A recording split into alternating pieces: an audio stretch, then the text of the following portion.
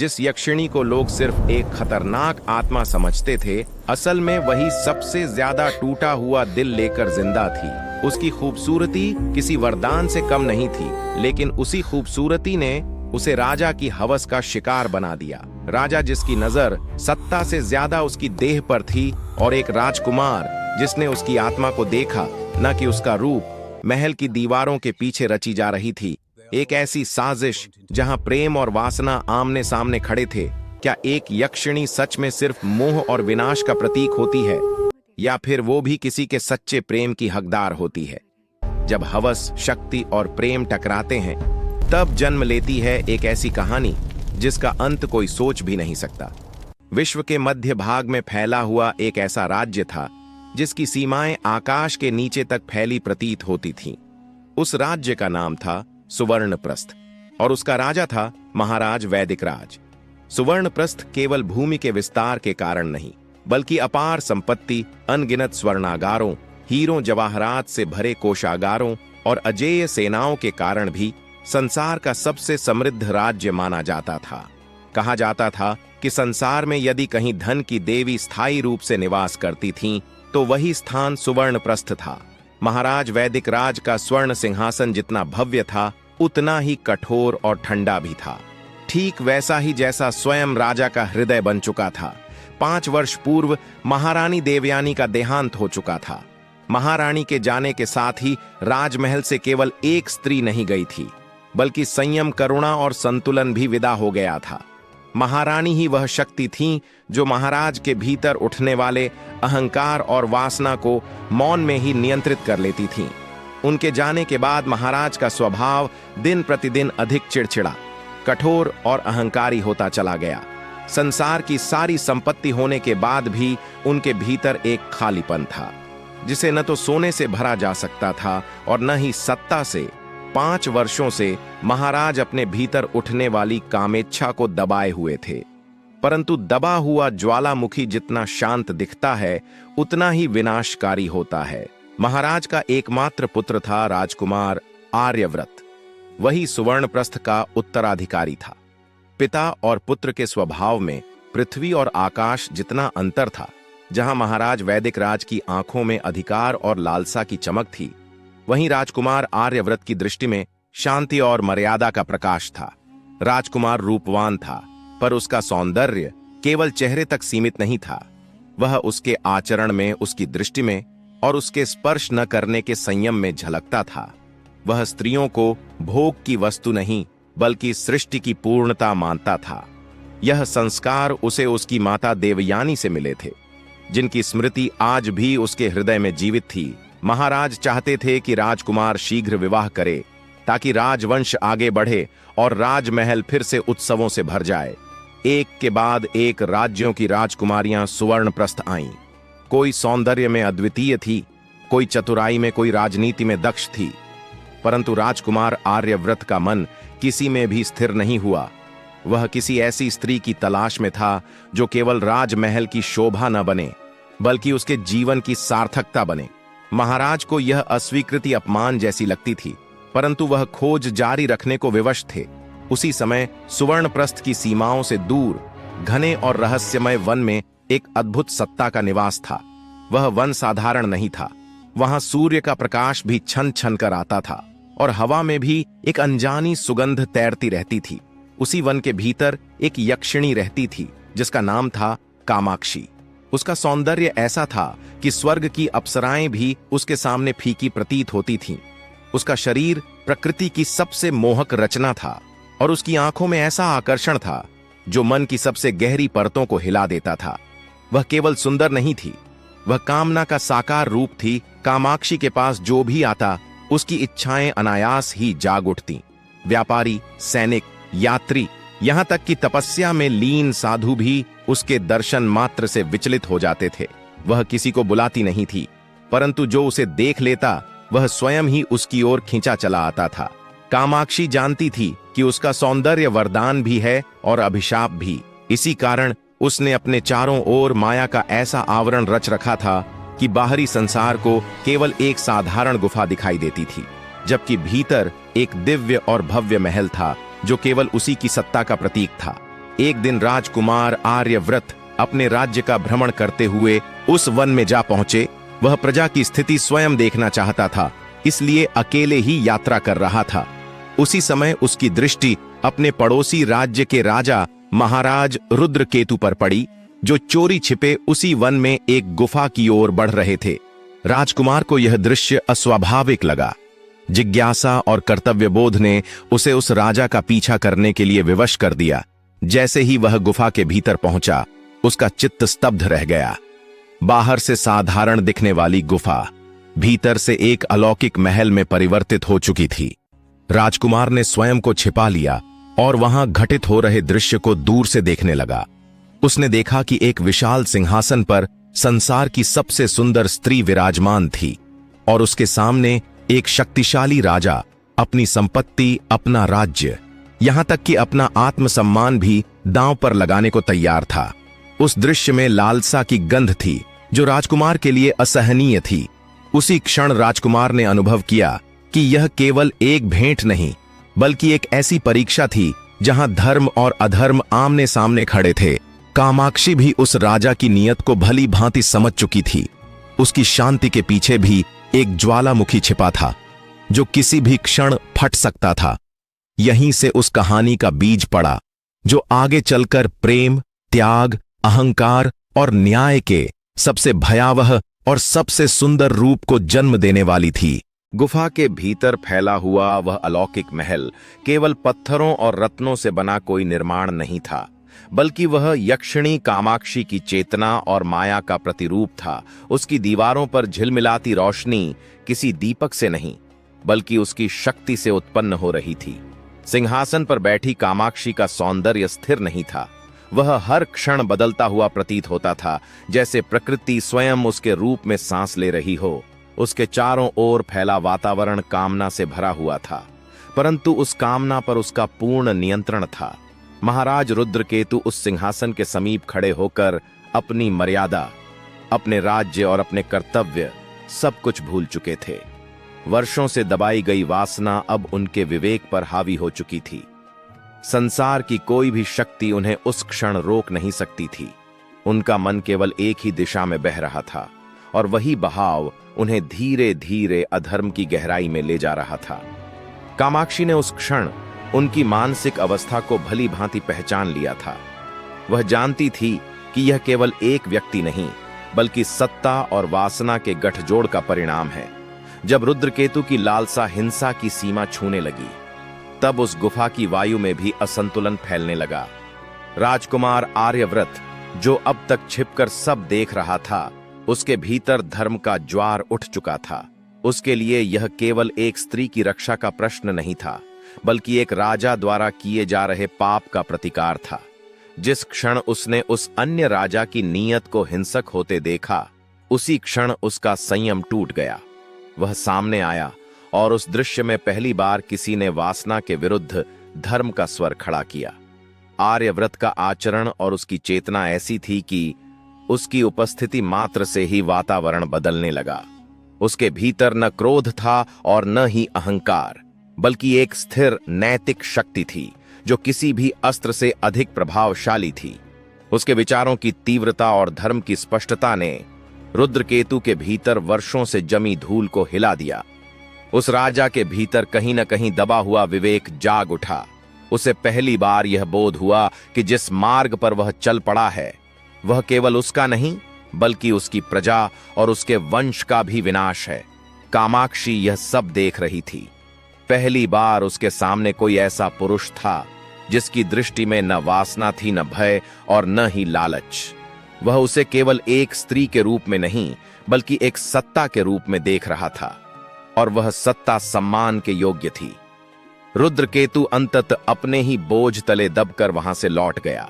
अपने भीतर अपराध बोध और पछतावे का विष लेकर गुफा के भीतर अब एक विचित्र शांति छा गई थी। कामाक्षी और आर्यव्रत आमने सामने थे। उस क्षण में कोई शब्द नहीं थे, केवल अनुभूति थी।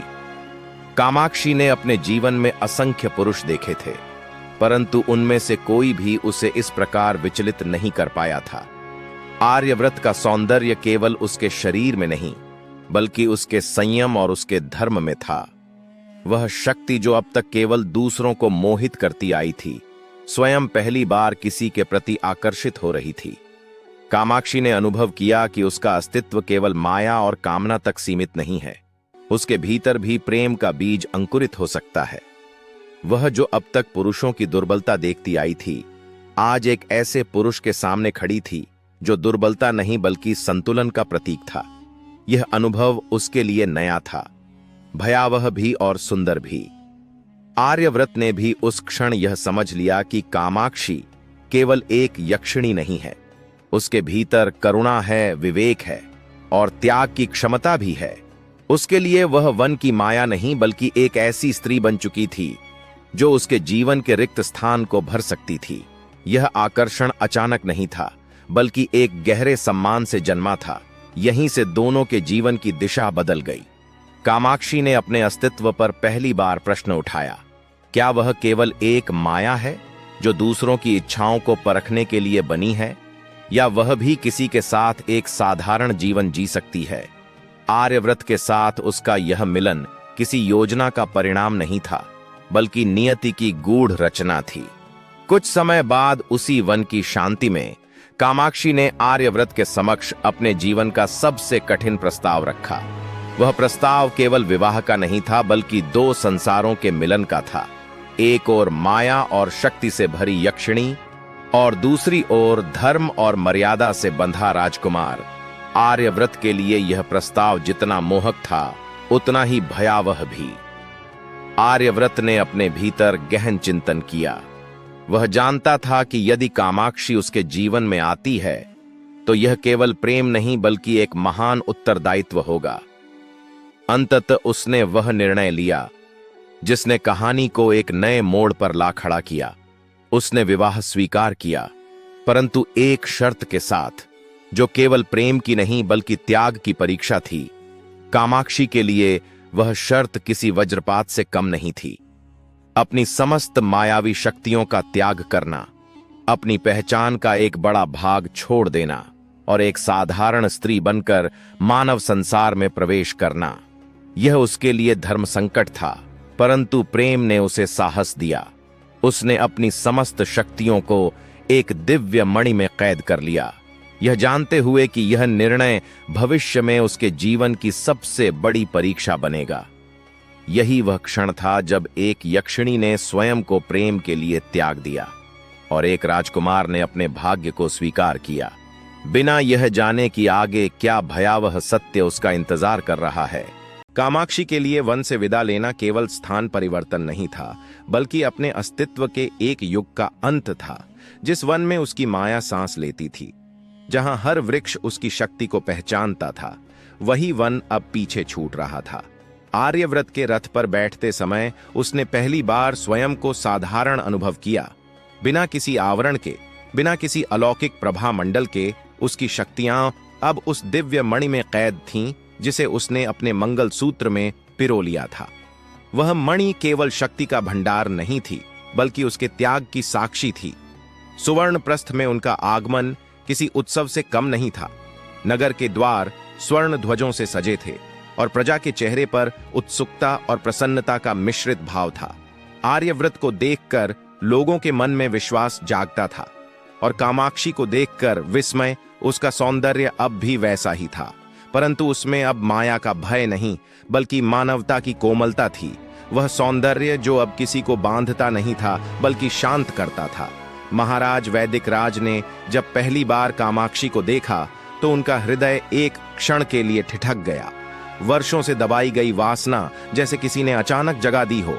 उसका अलौकिक सौंदर्य, उसका सधा हुआ आचरण और उसकी देह से झलकती आभा ने महाराज के भीतर छिपे अंधकार को छेड़ दिया। परंतु वह क्षण भर का ही था। वर्षों की राजसी मर्यादा और सत्ता का अभ्यास उन्हें स्वयं पर नियंत्रण करने के लिए विवश कर गया। उन्होंने उसे अपने होने वाली पुत्र वधू के रूप में स्वीकार किया और औपचारिक आशीर्वाद दिया, परंतु उस आशीर्वाद के पीछे एक ऐसा भाव छिपा था जिसे स्वयं महाराज भी पहचानने से डर रहे थे। राजकुमार आर्यव्रत ने अपने पिता के सामने कामाक्षी को अपनी होने वाली धर्मपत्नी के रूप में प्रस्तुत किया। यह क्षण सुवर्णप्रस्थ के इतिहास में एक नया अध्याय लिखने वाला था। शीघ्र ही विवाह की तैयारियां आरंभ हो गईं।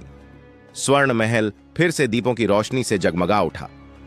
5 वर्षों बाद महल में संगीत गूंजा और प्रजा ने पहली बार अपने राजा को मुस्कुराते हुए देखा। परंतु वह मुस्कान सच्ची नहीं थी, वह केवल मुखौटा थी। विवाह भव्य था, वैसा ही जैसा संसार के सबसे समृद्ध राज्य को शोभा देता है। आर्यव्रत और कामाक्षी का मिलन केवल 2 व्यक्तियों का नहीं, बल्कि 2 संस्कारों का संगम था। कामाक्षी ने स्वयं को पूरी तरह मानव जीवन में ढाल लिया।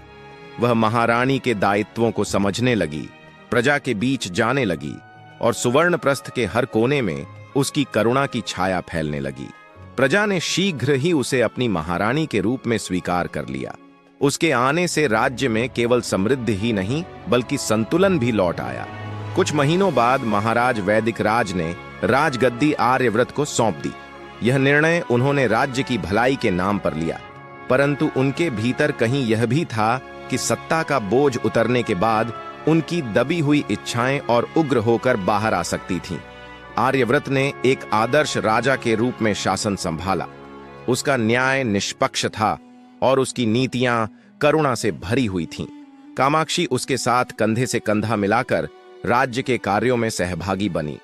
वह अब केवल महारानी नहीं, बल्कि राज्य की आत्मा बन चुकी थी। परंतु स्वर्ण महल की दीवारों के भीतर एक और कहानी आकार ले रही थी। वैदिक राज का मन दिन प्रतिदिन अशांत होता जा रहा था। सत्ता से मुक्त होने के बाद उनका अहंकार शांत नहीं हुआ, बल्कि और अधिक उग्र हो गया। जिस सौंदर्य को उन्होंने पहले केवल एक क्षण देखा था, वह अब उनके सामने प्रतिदिन उपस्थित रहता था। कामाक्षी की मर्यादा, उसकी शांति और उसकी कोमलता ने उनके भीतर एक विकृत लालसा को जन्म दे दिया। यह लालसा केवल देह की नहीं थी, बल्कि अधिकार की भी थी। महाराज वैदिक राज स्वयं को यह समझाने का प्रयास करते रहे कि यह केवल भ्रम है, एक क्षणिक आकर्षण है। परंतु हर असफल प्रयास के साथ वह भावना और गहरी होती चली गई। उन्होंने अपने ही मन में इस विचार को पनपने दिया कि यदि कामाक्षी उनके जीवन में पहले आई होती तो संसार कुछ और ही होता। यह विचार धीरे धीरे अपराध बोध में बदलने के बजाय अधिकार बोध में परिवर्तित हो गया। इसी बीच राज्य के कार्यों के कारण आर्यव्रत को कुछ समय के लिए सुवर्णप्रस्थ से बाहर जाना पड़ा। उसने पूरे राज्य की जिम्मेदारी कामाक्षी को सौंप दी। यह उसके विश्वास का प्रतीक था और कामाक्षी ने उस विश्वास को पूरे मन से स्वीकार किया। वह जानती थी कि यह केवल एक परीक्षा नहीं, बल्कि उसके त्याग का वास्तविक मूल्य चुकाने का समय हो सकता है। जैसे ही आर्यव्रत राज्य की सीमाओं से बाहर गया, स्वर्ण महल में एक अजीब सी निस्तब्धता फैल गई। वैदिक राज ने इस अवसर को अपनी नियति का संकेत मान लिया। उनके भीतर वर्षों से दबी वासना अब किसी भी बंधन को स्वीकार करने को तैयार नहीं थी। वह यह भूल चुके थे कि सत्ता छोड़ने से पहले वे पिता थे, राजा थे और सबसे बढ़कर एक मनुष्य थे। रात का अंधकार धीरे धीरे स्वर्ण महल पर उतर आया। दीपों की रोशनी मंद पड़ने लगी और वही अंधकार वैदिक राज के मन में भी फैलने लगा। कामाक्षी अपने कक्ष में विश्राम कर रही थी, अनजान उस तूफान से जो उसकी ओर बढ़ रहा था। उसका सौंदर्य जो अब भी निर्दोष था, उसी निर्दोषता के कारण सबसे बड़ा संकट बन चुका था। और इसी क्षण जब सब कुछ शांत प्रतीत हो रहा था, नियति ने अपने सबसे भयावह अध्याय को लिखने की तैयारी कर ली थी। वह अध्याय जो प्रेम की सबसे बड़ी परीक्षा लेने वाला था और त्याग की सबसे क्रूर कीमत वसूलने वाला था। रात का अंधकार सुवर्णप्रस्थ के स्वर्ण महल पर इस प्रकार उतर आया था जैसे किसी ने जानबूझकर प्रकाश को कैद कर लिया हो। गलियारों में जलते दीपक धीमे धीमे बुझने लगे थे और दीवारों पर उकेरी गई देव मूर्तियां भी उस क्षण मौन साक्षी बन चुकी थीं। उस रात महल की निस्तब्धता सामान्य नहीं थी, उसमें एक भारीपन था, जैसे समय स्वयं किसी अनहोनी की प्रतीक्षा कर रहा हो। कामाक्षी अपने कक्ष में विश्राम कर रही थी। निद्रा में भी उसका सौंदर्य शांत और पवित्र प्रतीत होता था। वर्षों की माया त्यागने के बाद उसके चेहरे पर अब एक नई कोमलता थी, जिसमें भय नहीं बल्कि विश्वास बसता था। वह विश्वास आर्यव्रत का था, उस प्रेम का था जिसने उसे यक्षिणी से मानव बना दिया था। उसे यह अनुमान भी नहीं था कि उसी महल की दीवारों के भीतर एक ऐसा मन भटक चुका है जो अब किसी भी सीमा को पहचानने से इनकार कर चुका है। वैदिक राज के कदम उस रात अस्थिर थे, परंतु उनका उद्देश्य स्पष्ट था। वर्षों से दबाई गई वासना अब विवेक पर पूरी तरह हावी हो चुकी थी। सत्ता छोड़ देने के बाद उनके भीतर जो रिक्तता उत्पन्न हुई थी, उसने अहंकार को और अधिक विषैला बना दिया था। उनके मन में यह भ्रम घर कर चुका था कि संसार की हर सुंदर वस्तु पर उनका अधिकार है, और कामाक्षी भी उसी भ्रम का शिकार बन चुकी थी। जब वे कामाक्षी के कक्ष में पहुंचे, तब अंधकार और भी गहरा हो गया। जैसे ही उनकी छाया उस शांत कक्ष में फैली, कामाक्षी की चेतना जाग उठी। वर्षों की साधना और माया त्यागने के बाद भी उसके भीतर का अनुभव जीवित था। उसने तुरंत उस खतरे को पहचान लिया जो उसकी ओर बढ़ रहा था। उसके मन में भय नहीं, बल्कि एक गहरा आघात उत्पन्न हुआ। वह आघात केवल अपने लिए नहीं था, बल्कि उस विश्वास के टूटने का था जिसे उसने एक पिता समान व्यक्ति पर किया था। वैदिक राज की दृष्टि में अब कोई मर्यादा शेष नहीं थी। उनका मन पूरी तरह अंधकार में डूब चुका था। जिस रिश्ते को समाज और धर्म सबसे पवित्र मानता है, वह उनके लिए उस क्षण अर्थहीन हो चुका था। कामाक्षी ने अपने भीतर अंतिम बार उस मनुष्य को जगाने का प्रयास किया जो कभी वैदिक राज रहा होगा, परंतु वासना के उन्माद में डूबा वह व्यक्ति अब लौटने योग्य नहीं था। उस क्षण कामाक्षी ने स्वयं को पूरी तरह असहाय अनुभव किया। उसकी मायावी शक्तियां त्याग दी जा चुकी थीं। वह अब केवल एक स्त्री थी और सामने एक ऐसा पुरुष था जिसके भीतर का राक्षस पूरी तरह जाग चुका था। उसके नेत्रों से अश्रु बहने लगे, परंतु उन अश्रुओं में दुर्बलता नहीं थी, बल्कि टूटे हुए विश्वास की पीड़ा थी। वह जानती थी कि यदि वह आज टूट गई तो केवल उसका शरीर नहीं, बल्कि उसका प्रेम, उसका त्याग और उसका अस्तित्व भी समाप्त हो जाएगा। उसी क्षण उसकी दृष्टि अपने मंगलसूत्र पर पड़ी। वही मंगलसूत्र जिसमें वह दिव्य मणि पिरोई गई थी, जिसमें उसकी समस्त शक्तियां कैद थीं। वह मणि केवल शक्ति का भंडार नहीं थी, बल्कि उसके निर्णय की अंतिम शरण थी। कामाक्षी ने अपने भीतर साहस को एकत्र किया और उस मणि को मुक्त कर दिया। जैसे ही मणि ने उसकी त्वचा को स्पर्श किया, वर्षों से सुप्त पड़ी शक्तियां जाग उठीं। कक्ष की वायु में कंपन फैल गया, दीवारें थरथराने लगीं और अंधकार में एक तेजस्वी प्रकाश फूट पड़ा। कामाक्षी का स्वरूप एक क्षण के लिए बदल गया। वह न पूरी तरह यक्षिणी थी, न पूरी तरह मानव, बल्कि न्याय की मूर्त अभिव्यक्ति बन चुकी थी। वैदिक राज के लिए अब बहुत देर हो चुकी थी। जिस पाप का बीज उन्होंने अपने मन में बोया था, उसी का फल उन्हें उसी क्षण मिल गया। कामाक्षी की जागृत शक्ति ने अधर्म को समाप्त कर दिया। यह दंड क्रोध से नहीं, बल्कि न्याय से उत्पन्न हुआ था। स्वर्ण महल की दीवारों ने उस क्षण इतिहास का सबसे काला अध्याय देखा, जहां एक पिता अपने ही पाप में नष्ट हो गया। अगली सुबह सुवर्णप्रस्थ में शोक और स्तब्धता का वातावरण था। महाराज, वैदिक राज का अंत एक रहस्य की तरह पूरे राज्य में फैल गया। कामाक्षी ने स्वयं को महल से अलग कर लिया। उसके भीतर अपराध बोध नहीं था, परंतु एक गहरा शून्य अवश्य था। उसने वह किया था जो आवश्यक था, परंतु उस मूल्य की कीमत उसके हृदय ने चुकाई थी। कुछ दिनों बाद आर्यव्रत राज्य में लौटा। उसने महल की शांति में एक असामान्य खालीपन महसूस किया। जब उसे सत्य का आभास हुआ तो उसका हृदय भीतर से टूट गया। वह क्रोध से भरा हुआ कामाक्षी के कक्ष की ओर बढ़ा। उसके मन में केवल एक ही विचार था कि जिस शक्ति का त्याग उसने शर्त रखकर करवाया था, वही शक्ति आज उसके पिता के विनाश का कारण बनी थी। कामाक्षी ने उस रात की पूरी घटना को अपनी जागृत माया के माध्यम से आर्यव्रत को दिखाया। वह दृश्य केवल आंखों से नहीं, आत्मा से देखा गया। आर्यव्रत ने हर उस क्षण को महसूस किया, हर उस पीड़ा को जो कामाक्षी ने अकेले झेली थी। उस सत्य ने उसके भीतर का अहंकार चूर चूर कर दिया। उसकी आंखों से अश्रु बहने लगे और वह अपने ही निर्णयों के भार तले दब गया। उसने स्वयं को दोषी ठहराया, अपने विश्वास को कमजोरी समझा और अपने अस्तित्व को उस पाप से जुड़ा हुआ मान लिया जो उसने स्वयं नहीं किया था। उसका मन स्वयं को दंड देने के विचार से भर गया, परंतु कामाक्षी ने उस अंधकार को प्रेम से रोक लिया। उसने समझ लिया था कि यदि आर्यव्रत टूट गया तो उसका त्याग व्यर्थ हो जाएगा।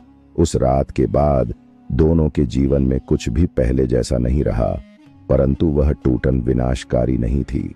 वह टूटन उन्हें और अधिक गहराई से जोड़ने वाली थी। प्रेम जिसने एक यक्षिणी को मानव बनाया था, अब उसी प्रेम को और अधिक पवित्र बनाने वाला था।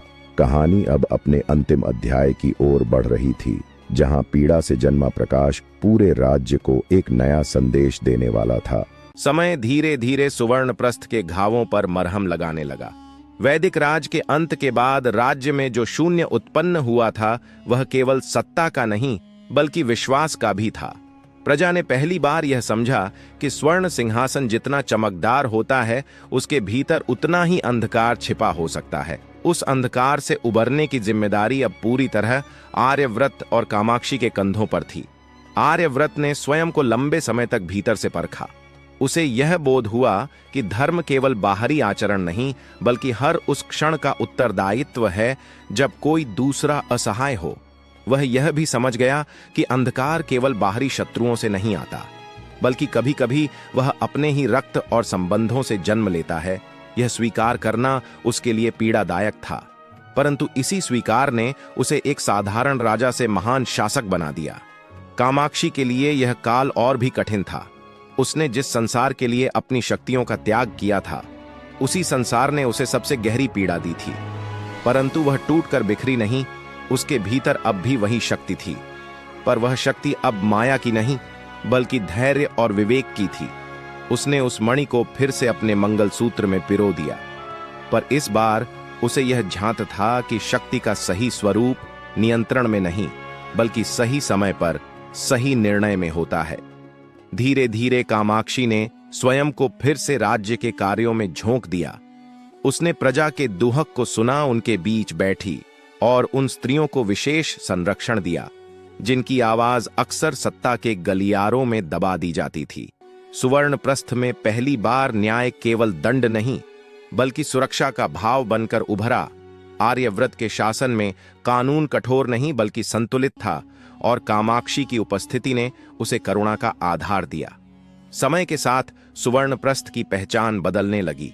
वह अब केवल संपत्ति और वैभव के लिए नहीं, बल्कि न्याय और मर्यादा के लिए जाना जाने लगा। दूर दूर के राज्यों से लोग यह देखने आते कि कैसे एक ऐसा राज्य फल फूल सकता है जहां शक्ति का उपयोग भय फैलाने के लिए नहीं, बल्कि विश्वास जगाने के लिए किया जाता है। आर्यव्रत और कामाक्षी की जोड़ी अब केवल राजा और महारानी की नहीं, बल्कि दो ऐसे स्तंभों की बन चुकी थीं जिन पर राज्य का भविष्य टिका था। कभी कभी रात के शांत क्षणों में जब महल के गलियारे सूने होते, कामाक्षी अपने अतीत को याद करती। उसे वह वन, वह माया और वह स्वतंत्रता स्मरण आती। पर अब उन स्मृतियों में पीड़ा नहीं थी। वह जान चुकी थी कि त्याग का अर्थ स्वयं को खोना नहीं, बल्कि किसी बड़े उद्देश्य के लिए स्वयं को ढाल लेना होता है। उसने यह भी स्वीकार कर लिया था कि हर शक्ति का मूल्य होता है, और सच्चा साहस उस मूल्य को चुपचाप चुकाने में है। आर्यव्रत ने भी अपने भीतर एक नया संतुलन पाया। वह अब केवल धर्म का झांता नहीं, बल्कि उसे जीने वाला बन चुका था। उसने यह सीखा कि न्याय का अर्थ केवल सही और गलत का निर्णय नहीं, बल्कि पीड़ित के साथ खड़ा होना भी है, चाहे वह पीड़ा कितनी ही असुविधाजनक क्यों न हो। उसने स्वयं को उस अपराध के बोझ से मुक्त किया जो उसने किया नहीं था, और उस सीख को अपने शासन का आधार बनाया। वर्षों बाद सुवर्णप्रस्थ पहले से कहीं अधिक समृद्ध था, पर इस बार उसकी समृद्धि केवल स्वर्ण में नहीं, बल्कि मूल्यों में थी। प्रजा के चेहरे पर भय नहीं, बल्कि सम्मान था। स्त्रियां स्वयं को सुरक्षित और समर्थ महसूस करती थीं। राजा का नाम सुनकर लोग सिर झुकाते नहीं, बल्कि गर्व से उठाते थे। कामाक्षी अब भी उतनी ही सुंदर थी, पर उसका सौंदर्य अब देह से आगे बढ़ चुका था। वह सौंदर्य उसके निर्णयों में, उसके धैर्य में और उसके मौन साहस में झलकता था। वह अब केवल एक पूर्व यक्षिणी नहीं थी, बल्कि यह प्रमाण थी कि प्रेम यदि सच्चा हो तो वह किसी भी शक्ति से बड़ा हो सकता है। कहानी का अंत किसी उत्सव या विजय के घोष से नहीं हुआ, बल्कि एक शांत सत्य के साथ हुआ। यह सत्य कि अहंकार चाहे कितना भी शक्तिशाली क्यों न हो, अंततः स्वयं को ही नष्ट करता है।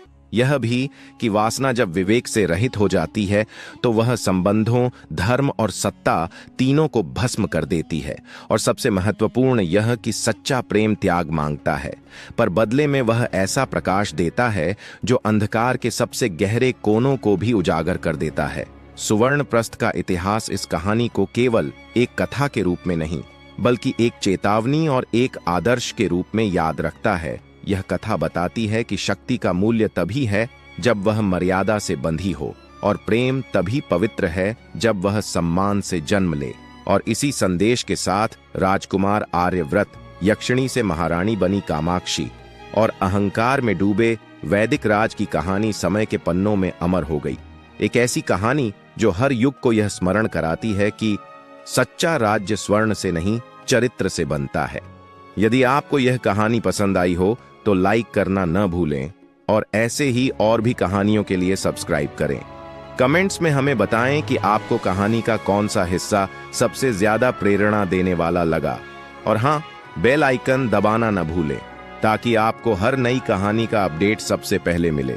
फिर मिलते हैं अगले कहानी के साथ, तब तक के लिए धन्यवाद।